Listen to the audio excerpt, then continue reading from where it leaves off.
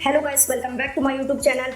आज हम कलश एक विश्वास के एपिसोड में देखेंगे कि निवेदिता लूथरा के घर पर जानकी रायचंद अंबिका को कहती है चलो चलो, फिर अंबिका जानकी रायचंद को कहती है माँ एक सेकंड, बात क्या है? आप अचानक ऐसे यहाँ आ गई और इतनी परेशान लग रही हो, मुझे बताइए बात क्या है। फिर जानकी रायचंद अंबिका को बताती है साकेत से मिली तुम? फिर अंबिका चौंकते हुए जानकी रायचंद को कहती है साकेत? माँ साकेत से कैसे मिलूंगी, वो तो जेल में है। फिर जानकी रायचंद अंबिका को बताती है नहीं बेटा, वो जेल से छूट गया है, अभी अभी मैंने उसे बाहर देखा है, इसी पार्टी में आया है वो। फिर अंबिका जानकी रायचंद को कहती है वो जेल से कैसे छूट? एक सेकंड, आपको कैसे पता कि वो जेल से छूट गया है? फिर जानकी रायचंद अंबिका को बताती है क्योंकि वो जेल से छूटते सबसे पहले हमारे घर आया था और तुमसे मिलने की जिद कर रहा था। फिर अंबिका जानकी रायचंद को कहती है, फिर जानकी रायचंद अंबिका को सारी बातें समझाती है कि साकेत ने क्या क्या कहा उससे घर पर। जानकी रायचंद अंबिका को कहती है और फिर तुम्हारा नेटवर्क नहीं मिल रहा था बेटा, मैंने फोन करने की बहुत कोशिश की और मैं खुद चली आई तुम्हें यहाँ साकेत से बचाने के लिए। फिर अंबिका जानकी रायचंद को बताती है मैं निवेदिता के साथ उसके कमरे में कुछ जरूरी बात कर रही थी और मुझे नहीं लगता कि अभी तक साकेत ने मुझे देखा है। हाँ माँ, साकेत ने अभी तक मुझे इस पार्टी में देखा ही नहीं है। जानकी रायचंद अंबिका को कहती है ये तो अच्छा हुआ कि उसने तुम्हें नहीं देखा, इससे पहले कि वो तुम्हें देख ले और तुम्हारे साथ बदतमीजी करने की कोई कोशिश करे। चलो चलो बेटा। फिर अंबिका जानकी रायचंद को कहती है माँ मैं ये पार्टी ऐसे अचानक छोड़ के नहीं जा सकती, बहुत अजीब लगेगा। जानकी रायचंद अंबिका को समझाते हुए कहती है देखो अंबिका बेटा, तुम जो काम करने आई थी वो तो तुमने कर लिया ना, अब प्लीज चलो यहाँ से, अब यहाँ तुम्हारा कोई रुकने का मतलब नहीं बनता। देखो साकेत बहुत पागल इंसान है, वो कुछ भी कर सकता है और तुमने तो कहा था कि तुम उससे डरती हो, अब छोड़ो बेटा। फिर अंबिका जानकी रायचंद को कहती है माँ अब साकेत से मैं बिल्कुल भी नहीं डरती, मैं जानती हूँ पहले मैं उसके सामने से आने से भी घबराती थी लेकिन अब नहीं, और वैसे भी अब जब मैंने अपने पैरों में निवेदिता को गिड़गिड़ाते हुए देखा, रोते हुए देखा, तब मुझे एहसास हुआ कि मेरी हिम्मत और हौसला अब दोनों ही बहुत बढ़ गए हैं। अब मैं जानती हूँ कि मैं साकेत से बहुत घबराई हूँ आज से पहले, लेकिन अब नहीं, अब साकेत मेरे सामने ही क्यों ना आ जाए, मुझे उससे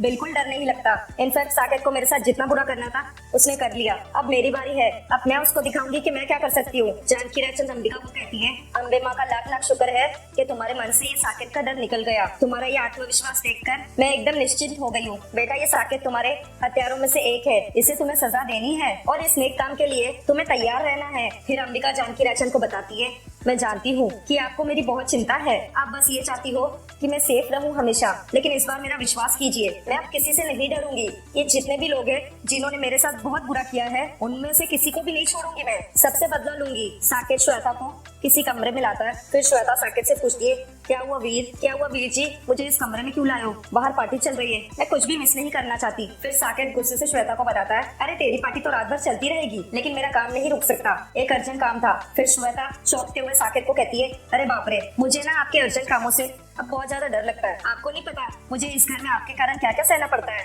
आपको कुछ खबर भी है। और हाँ, हमें निवेदिता ने ऐसे छुप छुप के बातें करते देख लिया ना तो वो पक्का मुझ पर शक करेगी, कहेगी कि पक्का मैं कुछ खिचड़ी पका रही हूँ। फिर साकेत गुस्से से श्वेता को कहता है अरे उसकी फिक्र क्यों कर रही हो, मैं हूँ ना, मैं संभाल लूंगा, बस मेरा एक छोटा सा काम करना, छोटा सा। वो क्या है? वो अंबिका जो है ना उसे यहाँ लाना है कमरे में, वो भी अकेले। साकेत की बात सुनकर श्वेता हैरान हो जाती है। फिर श्वेता गुस्से से साकेत को कहती है ये क्या बोल रहे हो आप, आपके दिमाग पर बुखार तो नहीं चढ़ गया वीर जी, आप करना क्या चाहते हो? फिर साकेत श्वेता को कहता है अरे तुझे क्या करना है, जो मैं बोल रहा हूँ ना वो तू चुपचाप कर। फिर श्वेता साकेत को कहती है ना बाबा ना, मुझे ऐसे कोई झमेले में नहीं पड़ना है, मुझे मेरी जिंदगी खराब नहीं करनी। और मुझे खूब याद है जब मुझे इस घर से धक्के मार के निकाला था ना, कोई नहीं आया था मेरी मदद के लिए, आप भी नहीं आए थे, तब से मुझे सबक मिल गया है जिसका काम वो खुद से करे, मुझे किसी के पछड़ों में नहीं पड़ना, चाहे फिर वो मेरा अपना सगा क्यों ना हो। मेरे को काम है वीर जी, मेरे को जाने दो। फिर साकेत श्वेता का हाथ पकड़ लेता है। साकेत श्वेता को कहता है अरे बात सुन मेरी, तुझे पता है ना मुझे ना सुनने की आदत नहीं है, और जो मुझसे ना कहता है मैं उसके साथ क्या करता हूँ जानती है ना। देविका के साथ मैंने कितना प्यार किया था, लेकिन उसने सिर्फ रवि का साथ दिया, देखा ना तूने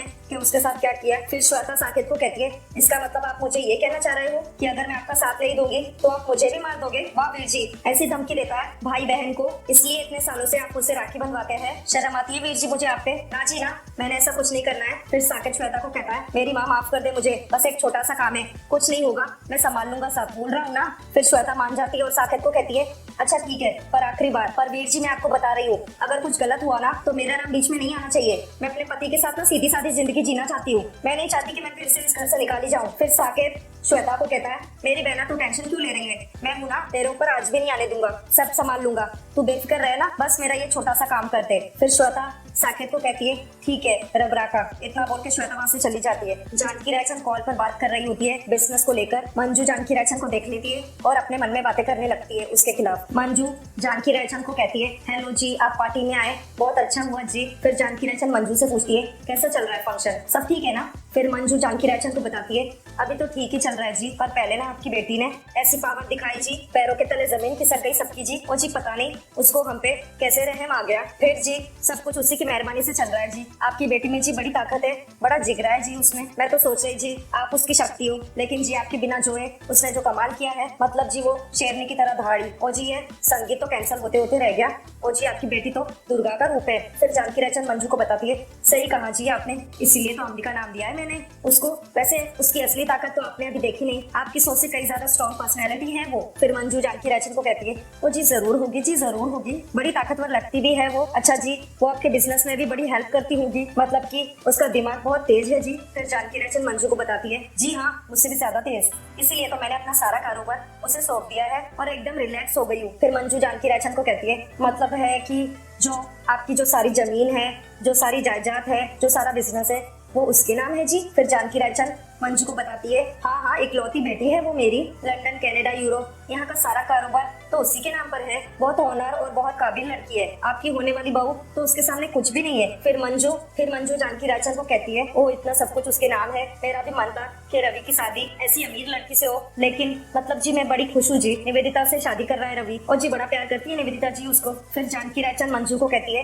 कोई बात नहीं, आप क्या कहना चाहती है मुझे समझ में आ गया है। वैसे भी कभी कभी जो बात दिल में होती है ना वो जुबान पे आ जाती है, और अगर इंसान कोई सपना देखता है तो उसमें गलती क्या है, आपको मुझसे छुपाने की कोई जरूरत नहीं है। फिर मंजू बहाना मार के वहाँ से चली जाती है। अंबिका किसी से फोन पर बात कर रही होती है बिजनेस को लेकर। श्वेता उसे छुप छुप के देख रही होती है। फिर श्वेता अपने मन में कहती है हाय रब्बा, वीर जी की बात मानकर मैंने बड़ा रिस्क उठा लिया है, अगर इस बार कोई गड़बड़ हुई तो विकास भी मेरी मदद नहीं करेंगे। श्वेता वेटर से ड्रिंक ले लेती है और फिर अंबिका के कपड़े पर गिरा देती है जानबूझकर। अंबिका गुस्से से श्वेता को कहती है ओ गॉड ये क्या किया तुमने, मेरी पूरी ड्रेस खराब कर दी। फिर श्वेता अंबिका को कहती है आई एम सो सॉरी, मेरा ध्यान कहीं और था। फिर अंबिका श्वेता को कहती है कहाँ था तुम्हारा ध्यान, इतनी महंगी ड्रेस सब खराब कर दी तुमने। फिर श्वेता अंबिका को कहती है मैंने तुम्हारी इतनी महंगी ड्रेस खराब कर दी, मैंने खराब की है तो मैं ही साफ करूंगी, तुम एक काम करो मेरे साथ कमरे में चलो, मैं साफ कर दूंगी। फिर अंबिका मान जाती है और उसके साथ जाने लगती है। ये सब कुछ छुप के साकेत देख लेता है। फिर साकेत अपने मन में कहता है वाह बहन तूने तो मेरा काम कर दिया, चलो श्वेता ने मेरा काम कर दिया। वह रवि मिस रुद्रा के साथ बिजी होगा और यहाँ मैं अंबिका के साथ। श्वेता अंबिका को किसी कमरे में लेकर आती है। फिर श्वेता अंबिका को बताती है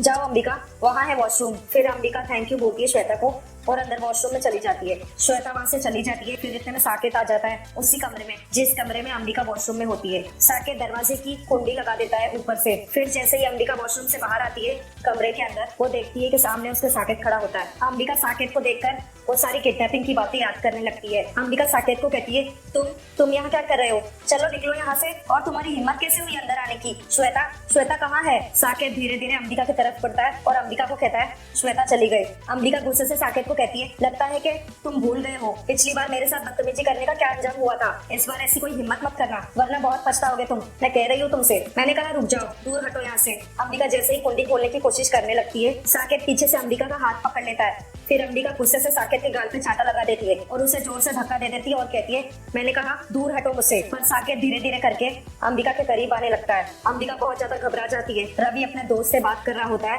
फिर इतने में निवेदिता भी वहाँ आ जाती है। फिर रवि निवेदिता को बताता है कि ये है मेरा फ्रेंड प्रतीक। फिर निवेदिता रवि के दोस्त को कहती है हाय प्रतीक। फिर प्रतीक तारीफ करने लगता है निवेदिता की। प्रतीक निवेदिता को कहता है देविका से ज्यादा तो आप इसके साथ अच्छी लगती हो। ये बात सुनकर निवेदिता का मुंह उतर जाता है। फिर निवेदिता प्रतीक को कहती है तुम क्या करते हो। फिर प्रतीक बताता है टेक्सटाइल का बिजनेस है मेरा, लेकिन आपसे बड़ा बिजनेस नहीं है। रवि पीछे मुड़ के देखता है कि श्वेता और मंजू आपस में कुसर कुसर कर रहे होते हैं। फिर रवि अपने मन में कहता है उनको देखकर ये दोनों इतनी अचानक परेशान क्यों हो गई, श्वेता भाभी ने माँ को ऐसा क्या कह दिया, कोई तो बात है जो उन दोनों को परेशान कर रही है। फिर रवि निवेदिता और अपने दोस्त को कहता है एक्सक्यूज मी, इतना बोल के वो वहाँ से चला जाता है। मंजू श्वेता के साथ बात कर रही होती है। फिर श्वेता मंजू को बता देती है कि वो अंबिका के ड्रेस पर ना कोल्ड ड्रिंक गिर गई थी, वो वॉशरूम गई है, उसके पीछे वीर जी भी गए।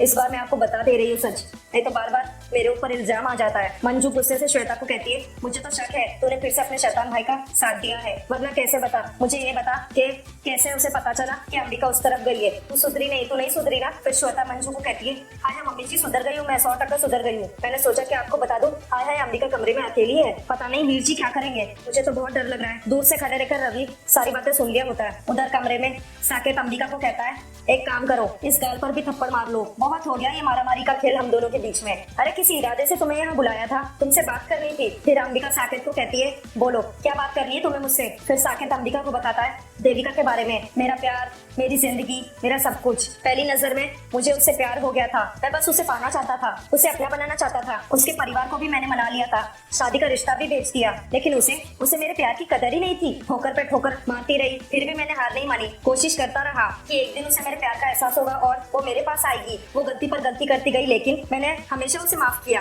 सोचा एक ना एक दिन उसे मुझसे प्यार हो जाएगा, सच्चा प्यार जैसे मैं उससे करता था। और वो शादी के मंडप से उठकर चली गई। फिर भी मैंने कुछ नहीं कहा, लेकिन एक दिन मुझे उसकी हरकतें बर्दाश्त नहीं हुई और पता नहीं मुझे क्या हो गया। जो मैंने सोचा नहीं था वो मैंने किया, अपने प्यार के साथ मैंने उसे मार दिया। अंबिका साकेत की बात सुनकर अंबिका अपने पास्ट को याद करने लगती है। फिर अंबिका पीछे मुड़ के साकेत की तरफ देखती है। फिर साकेत अंबिका को कहता है, नहीं मैं इतना बुरा नहीं हूँ, मैं क्या करता, तुम भी सोचो, तुम्हारा प्यार अगर किसी और के पास जाए तो तुम क्या करोगी। उसने मेरे प्यार को ठुकराया, मुझे छोड़कर किसी और के पास चली गई। अपने प्यार को किसी और के पास जाते कैसे देख सकता था। देविका तो मर गई, लेकिन कमबख्त उसका प्यार जो था वो नहीं मरा। और जब मैंने तुम्हें देखा तो मुझे लगा कि देविका फिर से वापस आ गई, वही शक्ल, वही सूरत, वही आवाज, उसे पाना चाहता था फिर से। और इसलिए मैंने फिर अंबिका गुस्से से साकेत को कहती है, बस बहुत हो गया, अब एक और शब्द मत कहना और एक कदम भी आगे मत बढ़ाना। अगर तुमने कुछ भी किया ना तो तुम बहुत पछताओगे, ये मैं आखिरी वार्निंग दे रही हूँ तुम्हें, हटो यहाँ से। फिर साकेत गुस्से से अंबिका को बताता है, हाँ पछताऊंगा, मैं पछताने के लिए तैयार हूँ, लेकिन जिस इरादे से मैंने तुम्हें यहाँ बुलाया है ना, अगर मैंने वो नहीं कहा ना